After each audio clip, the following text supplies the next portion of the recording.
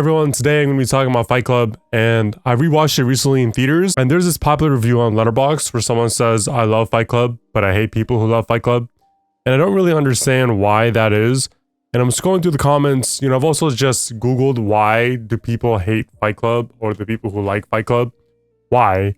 Because I haven't seen anything weird about it, but a lot of people, the main criticism is them idolizing Tyler Durden, which is supposed to be like a bad thing, but I don't get it. Because obviously Tyler Durden does take it too far and he's like this crazy guy, but that doesn't mean that everything he was saying was wrong. I think it's okay to see Tyler Durden as this person who's preaching the philosophy or just the thought process of seizing the day, carpe diem. When I saw Fight Club, I thought it was very similar to Dead Post Society. I wasn't thinking like, oh man, I gotta become jacked and like just blow up buildings and all this stuff. I was seeing like the side of him when he spoke to the convenience store guy, the guy who wanted to be a vet. Like I thought about that guy. He was like asking him, why haven't you been a vet? And he was like, it takes too much time.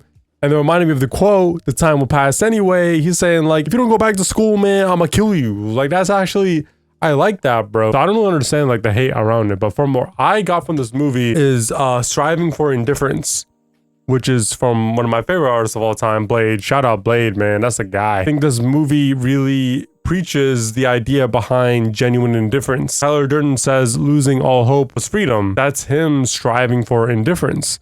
Genuine indifference arises from a genuine acceptance of the state of things.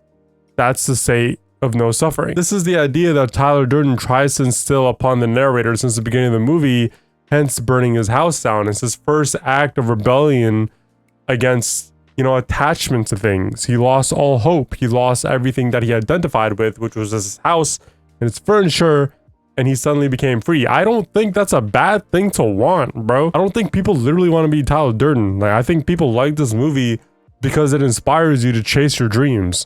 It doesn't tell you to blow up buildings. It tells you to quit your convenience store job and start going to school so you can do what you actually want to do, despite how much time it's going to take, how much money it's going to take.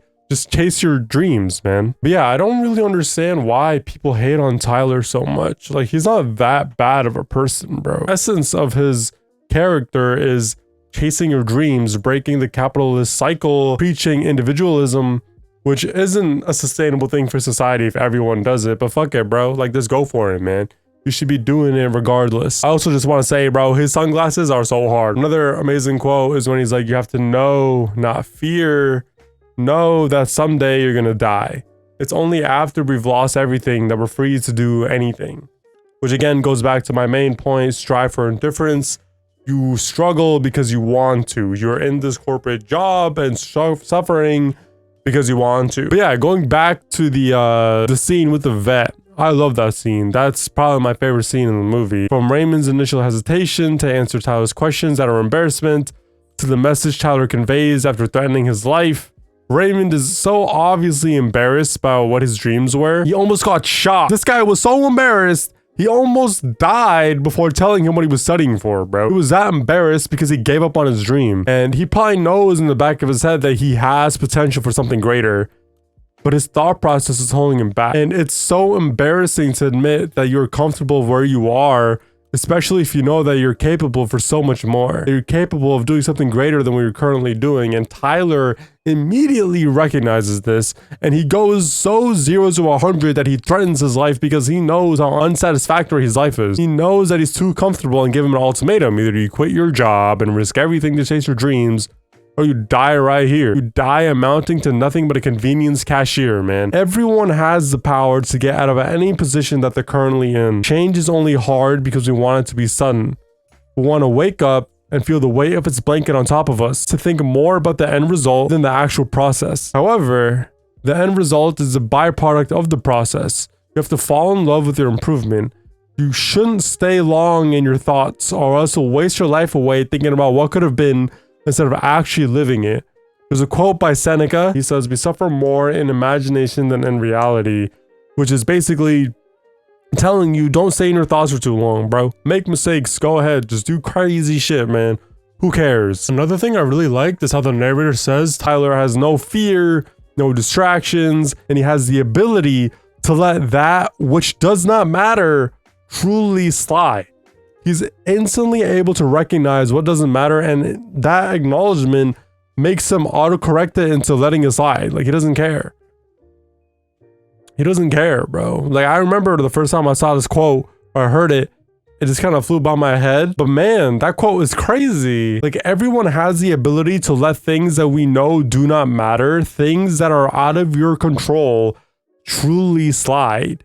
We all have the ability to strive for indifference, to accept that things are out of our control, and to make sure to be full of control of the things that can be controlled. For example, our daily routine, our habits, our thought process, our goals, our fears, our distractions. These are all things that we can control, man. Stop being controlled by your distractions and fears and let go, dude. Like, just let go, man. Close the gap between your current self and idealized self through aligning yourself with the actions necessary. Once again, he says, first, you have to know, not fear, but know that you're gonna die one day. And it's like, it's obvious, you know, we're all gonna die one day, but are my everyday decisions aligning with that fact? Am I making decisions that consciously acknowledge that one day I'm gonna die? Or am I really just hiding behind the comfort and familiarity of fear and autopiloting most of my days because, you know, there's always gonna be tomorrow, when one day there won't be a tomorrow?